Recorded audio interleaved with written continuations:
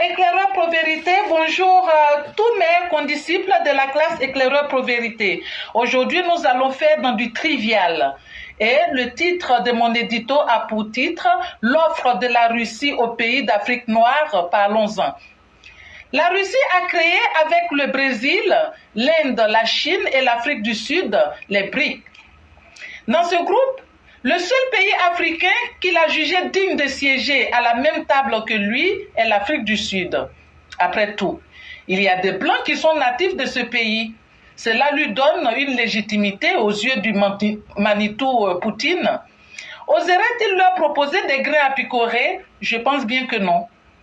La Russie de Poutine crée un autre groupe avec des pays africains, que sont le Mali d'Assimi Goïta, la Guinée-Conakry de Mamadou Doumbia, du Burkina Faso de Bébé Traoré Ibrahim et bientôt du Niger d'Abdraman Tiani. C'est à couper le sommeil de ces gens-là. Hein? Assimi, Mamadou, Ibrahim, Abdraman. Suis-je en train de faire l'appel dans une classe primaire dans le nord de mon pays ou quoi? Les gars ne devraient pas s'en réjouir. Ils veulent certainement un changement, mais avec ces prénoms-là, ça craint pour eux.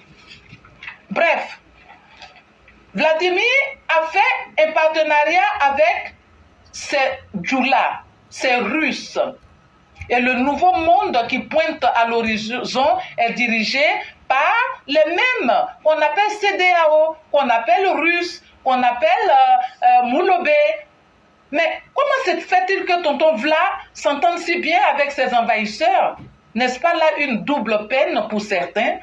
À Mamadou, Assimi, Ibrahim, Abdraman, ils proposent des grains de blé.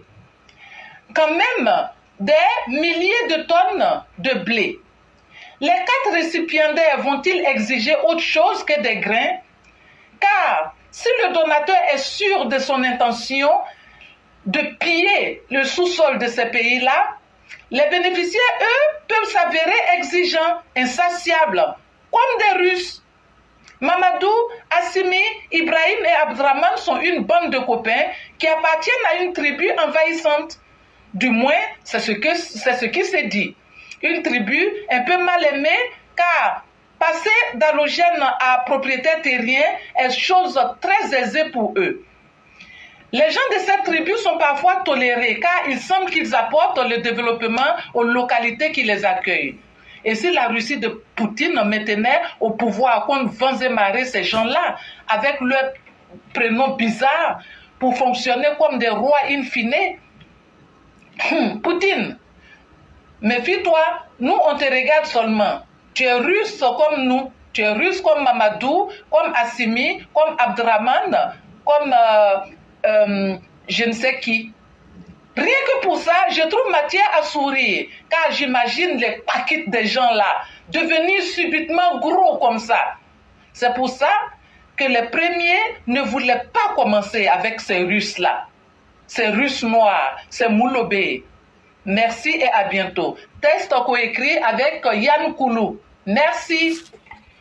Vraiment, nous retrouvons toute la puissance du verbe, mais aussi de l'intelligence dans ce texte où on retrouve Vladimirovitch Poutine en train de renforcer les Russes d'Afrique.